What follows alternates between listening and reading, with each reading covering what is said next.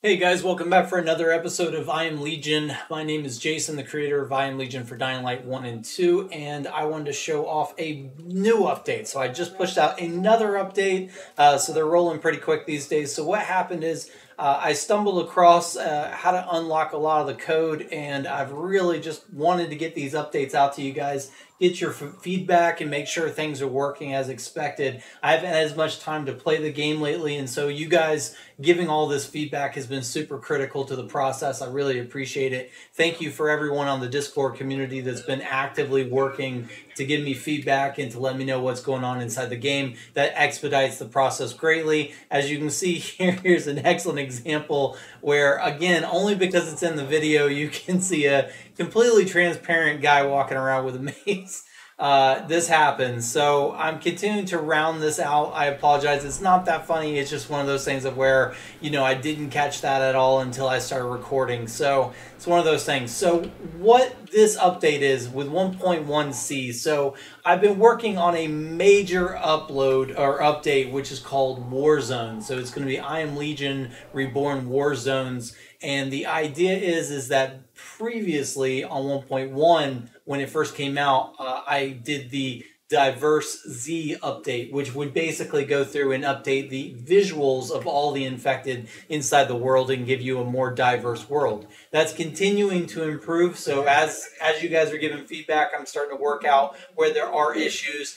Obviously, there's still some magical characters in the world that have issues with their models. I'm not sure where this one came from. Most of the PK have been working correctly, and it's a one-by-one procedure here. But so essentially, to explain what this mod has done so far, so essentially with the Diverse Z update, we went from around, I think it's around 21, give or take, zombies in the vanilla game. That's now around 1,000 plus zombies. So I have tried to now link that to the appropriate logic to make sure that they're actually spawning appropriately around different city groups and different interesting areas that they should actually be located. On top of that, I've now gone through and updated the human AI in the update that I'm calling Warzones, which is meant to go through and actually make these human AI more intelligent and more interesting throughout the world. So one of the things here that's been bugging me for so long is my bowman that would go up to get out of the harmed path and shoot down on the enemies, as you can see, are now working pretty great. I've been super happy with these guys. Basically, they'll go around the world, and when they detect a certain amount of guys, they'll go high, they'll shoot as long as they need to, and then they'll return and form back up. Now, what I've also tried to do is go to where all the cities were located, or all the different zones inside the cities, where normally when I first played the game, you didn't have a lot of interesting things happening inside these spaces. They were essentially just kind of bare bones. You went inside the city, and there was a total of maybe 30 people inside that city area, and you're sitting there going like, that's all that's left in the world is 30 30 people. That okay. So I wanted to go through and actually update the game to where now these zones are more interesting and more about what they should be, which is territory, taking back the zones and the spaces that that were originally claimed by these different groups. And now this is where the plague is actually started to come into it. So I've started working pretty hard to look at how they've deployed the plague bandits inside the world and say like, okay, what if we could make them actually take out large groups of human AI? How could the battle change? So as Warzones is continuing to update, so I'm going to continue to put out these updates, you will start to see more interesting interactions inside this world where they will be trying to fight each other and actively take over each other's spaces. And that was something that when I felt from the original game that it was severely lacking, along with diversity of these characters. So just in general, you ended up with a couple, like 6 or 8 different variations of different key groups. And now you're looking at upwards of easily 20 or higher different groups. And so it looks like, he's actually either getting stuck on the wall or his logic, but continue to work through these things. Basically, they're using these updates inside the world to basically make decisions now that weren't really originally coded for, and so because of that, I am still working through the bugs. I do appreciate your guys' feedback here. A lot of this stuff comes down to pathing and using this AI, how it was not really meant to work, and figuring out what that looks like. So please keep me posted on how that goes. One of the things I am aware of is this nav mesh. You do occasionally get this issue of where the nav mesh itself, their pathing really only allows for a single line of characters, and then they start to stack up, and now all of a sudden you're getting all these weird behaviors where they're jamming in on each other and that kind of thing. But the idea here is that these PK will work through the world. They'll actually go out into the world and they'll start to actually use the elements in the world and use their grenades and UV flares to take back the world. So the idea is that as they're going through this world, they should start to go through and say, like, hang on, I hear something in this building. Why is there something in this building? And they'll actually start to clear it out. And so you end up with all these very interesting experiences where you have these PK kind of roughly patrolling and identifying, hang on, there's a threat in here, and they'll work together to try to identify what the biggest threat is. Now, I will mention that with the PK, especially with this bigger group, I've noticed that there is still this rogue element in there where it is still turning the PK against you. The conflict matrix is weird inside this game to where what I'm doing inside the mod is basically modifying a lot of the detection code and a lot of the safety parameters that these PK and different groups feel. And so the best thing I can say here is that please try to bear with me and give me the feedback while I'm going through this. If you upset the PK in an area, they will turn on you as a group. And so if you are in a large group of PK area and you experience this glitch, the best thing you can do is leave the area and it should reset.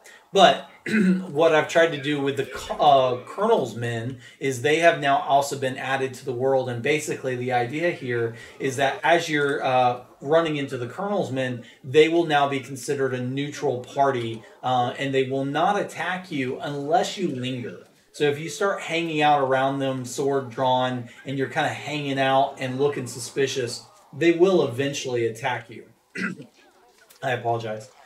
So the same thing is true of the PK. You will eventually end up with these weird interactions where if you hang out too long around the PK, you will eventually do something that will upset them. And so it's one of those things that as you start to go through the world and start to experience, you know, them clearing the streets, if you start to help them out and you accidentally strike one of them, it can cause these issues with the conflict matrix. But you can see here after I circle back around, they're no longer having an issue with me, and you will occasionally encounter the rogue bandits that are dressed like PK. I will say I absolutely don't know why this is happening.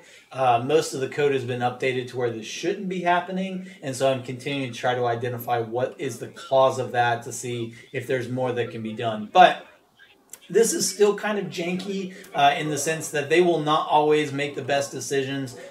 There have been several times in this process that I've gone back and actually watched the vanilla AI. And again, just for perspective here, they were never meant to really interact with other characters, with zombies, with the world, you know, to have fights or battles, to throw flares, throw grenades.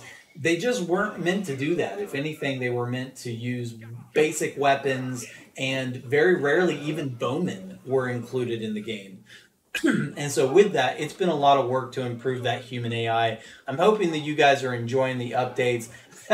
And basically, we'll start to end up with more and more interesting environments as the updates progress. There are still jank. There is still things that there's just not enough time in the day to go through and really hammer down on every detail. So I am relying on you guys for a lot of these feedback loops to learn more about what's going on inside the world. So while I'm talking, I'm going to go ahead and head over to the other group. So the basic idea here is that as the world continues to improve, I am going to try to focus my efforts on trying to identify who are the bandits versus who are these different factions, so we can start to create some very interesting and unique interactions. For example, I'm currently working on, and it's possibly working, unique summoning for each group. So before they only wrote one summoning group, and that was the bandits. So if the bandits go and do the summoning action, that's it. Like, it will summon bandits. And even those bandits, even though it's the renegades that have the summoning stuff, bandits will show up. So even with the bandits, that's still not always a 100% working system on the vanilla game. And so because of that, I've started going through and updating the code to where it should start to have more and more access for the different summoners. So they should start to be able to summon more and more of the accurate groups. But this is flawed. It still has an issue. I even uncovered the other day when I was looking where they even have this concept of like an entire cell has one reinforcement group ID, meaning that you can only have one group in that entire area. I'm not sure. So I'm still working through like what exactly I need to do to get each one of these groups summoning correctly. But what you should have now is this idea that anything inside the world that is dominated by renegade or PK or survivors will now start to look more and more like it is owned by those groups. They will be out in force during the day, and they will be taking back those regions. On top of that, you'll also end up with some interesting groups of bandits. So I've also updated the code to where they'll start to band together more. And as they start to band together more, you'll round a corner and you'll find, 15 bandits all hanging out with each other. And then they'll turn around and be like, oh, hey, how you doing? And so because of that, there are new interactions to be had inside the world that are not as scripted as before. I am trying to work on this concept of they're taking the city back. They are working very hard to try to overcome and not just sit inside their walls. It's not just the end of the world. It is the daytime. They are trying to take the daytime back. And on top of that, I've also gone through and tried to update some of the events. So there are probably about 100 new encounters in the world on top of what I've done with the spawn system. And so with those new encounters, one of the things that you will encounter now is that there is the potential that as you walk up to one of those standard ones you see, like the PK heating up water or eating food under the watchtowers, that kind of thing. You see the standard where they have like a firelight vigil for the survivors. Those will no longer be guaranteed to be actual survivors or PK. You will end up with cases where they're actually infected. So as you get closer, you'll find out all of a sudden, crap, there's actually infected here instead. And so all of this, I'm hoping, will bring more diversity throughout the world and make the world more interesting. These groups should be working together and coming back like they're working together to clear areas, to loot buildings. And as I continue to improve this, you will have actual survivor patrols where patrols of survivors will be going out. They will have their own tiers of weapons. So for example, the PK now have their own weapon system that I put together. So they actually have nicer bows than most of the people inside the world, meaning that mainly because I'm assuming they have actually conquered most of this world and started looting the buildings. And so because of that, they have really nice weaponry. And so what that does is it allows you to see that the survivors also have some of these weapons, but they're not quite as good quality. And so because of that, you'll end up with some interesting interactions. On top of this, I'm also working on a bandit update. So I've been going through and trying to get all these different components put together before the official Warzone releases. So when Warzone comes out, it will be a 1.2 update. And when 1.2 comes out, you will also have unique bandits inside the world, new armors put on them, and hopefully some new behaviors. So I'm writing in some new stuff for the AI, and I'm very hopeful that I'll get it all working. We'll see, slowly but surely. And so one of the things with the updates to the diversities, we also have new goons. I'm not sure if you guys have followed the progress on the Discord, but we now have new infected in the world as well. And so these guys will no longer be the generic 1 to 2 different infected. There will be new variations hidden throughout the world to add a little bit of diversity and thrill to exploring these areas. To talk about the interior, so I have gone through and updated the interior zones to where the interior zones will now have a chance to spawn bandits inside of them. So there will be a chance that bandits will be inside the interiors trying to take over the interior sections. I'm also working on some code to where this will be happening at night as well. And as you can see, they were trying to clear out this section during the day. I'm still continuing to refine this to where they're a little bit smarter. They'll actually do it at night rather than daytime because as you see, they get wiped out pretty quick. But I'm trying to set up this idea that as I'm improving the AI, they'll also be using things like Molotovs and grenades and decoys to start to clear these buildings. So they won't just be going in there with a couple of hammers and crowbars. They'll actually be trying to take back these regions as well. So everybody is fighting for their land and hopefully will win. So you should start to see a lot more interesting environments, but back to these interiors. So on top of bandits now also spawning inside these interiors properly, before I was having issues getting them to work properly inside these zones, but they should actually be working proper now. On top of that, you should now have unique spawn groups on the inside of interiors as well. What this means is that they are not technically different groups just yet, so I haven't gotten to the point where different environments such as different dark zones contain different enemies, just because they've gone a little bit too generic for that. So I'm still trying to understand what I can do to make that a little bit more interesting for people that want to see these different unique experiences inside of dark zones. But on top of that, I have gone through and actually changed these different spawn tables to where what you should get is different levels of filler zombies inside these environments. So as you're going through, basically, it starts out now to where at the beginning of the game, based on your level, it will be a lower amount at night and during the day. And as you get into the city, those numbers will start to increase and you'll actually be up against more and more zombies as you progress in your levels. I'm continuing to look at different ways that I can make that more interesting and include different things inside the world to make this more deadly. And I'm looking forward to hearing your guys' feedback on how you guys are enjoying these new interiors along with this new diversity update. Personally, I've just had a lot of fun exploring the world now and seeing these different characters. So also you can see here, I am working on getting them to be able to throw their weapons. So as you see, we do have the ability to pick up weapons now. So for certain groups, they will drop weapons when they die. And then in addition to that, I am also working on the code to have them throw their weapons. It just doesn't always, it doesn't work as expected right now because it's not doing damage.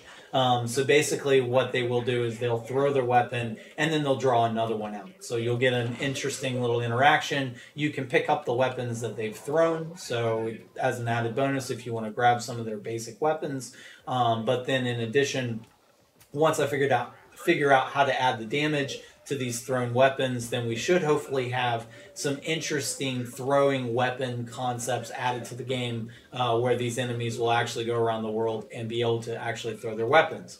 Hopefully in the future we'll also have the same kind of functionality for the player, but that is still very much in progress. So let me go ahead and switch over to read off the remaining hot features just so that I make sure I don't miss any as well. I want to make sure that I include everything in this video just in case you guys have questions. So in addition to that, there were some things that needed to be updated on the volatiles. I still occasionally get some weird behavior on them in the sense that not everyone joins the fight kind of thing. There is occasional where they'll run away even at night. Something changed with the logic after this Halloween update to where I get some, every now and then, some strange behavior from them. So I am continuing to look at what is causing that issue. And hopefully in the next update, I'll have that figured out. For the survivors and the PK, they will also use flares, but they will also drop flares. So there's a small chance that they'll drop those. And then also for the survivors and for the bandits, they have a chance to drop decoys and meat baits as well. So adding a little bit of that content back to the world. I've also updated it previously, if you haven't already seen, to where you should also get med kits from the human AI as well. So as you're battling your way through the city, make sure you're also looting those humans, because they might have some of the gear that you need to stay alive. Also, with the explosions, so I have gone through with explosions and updated them to where there is a chance that if you're within the blast radius, that it will cause a bleed effect as well. So it did have just a blast before, but I've also added a slight bleed effect. And then also for the hydrants, I think I've finally figured out the bug that they've had in the game since the start of the game, where you hydrant will randomly blow up and people will shoot into the sky. I think I've actually figured out where that was being caused previously, and that should be removed. But please let me know how that's working. You can see there, that's another case where that guy tried to throw his weapon at me there. And then also there was a couple of visual glitches with the Banshees. Also, there was one for the infected. Continuing to update these. If you guys find visual issues with the Banshees or with any of the infected or humans, please try to take a photo and also include where you were, because some of these things are dependent by region, and so it'll be easier for me to track down if you do that. And then also, there have been a couple of included updates, and as I'm sure you've seen already, they do work together now. So on top of the archers actually having improved logic to where they'll actually stay up top and shoot down, I've also updated the human AI in general to where they should work together more to clear areas. So as you can see here, in most of these cases now, the survivors are actually winning most of these encounters and activities. Apologize. Some of these encounters because they're working together. Previously, they would kind of split apart into these different groups and be very easy for the biters to pick off. Now they'll work together to overcome them, and this is part of the Warzone update to make it to where you now have to face all of these different forces. And I know a lot of people were mentioning before that they didn't enjoy where the bandits were as high on the map. But I'm hoping that more of that was based on how they were randomly peppered into the map. I do think that this world should be more intense and more difficult to overcome, and I will continue to make the casual survivor not have any of these human updates. So the casual survivor version of this should also not have the human AI and everything that is coming with the rest of the mod. So because of that, if you really just don't like the bandits, please keep me posted. This Warzone will potentially have an optional feature at the end of it. The biggest thing is finding out how much work that is going forward on updates. But please let me know if that's a big deal for you guys, and I want to continue to make sure you guys get the ideal updates to where you're enjoying the game and actually playing the game through.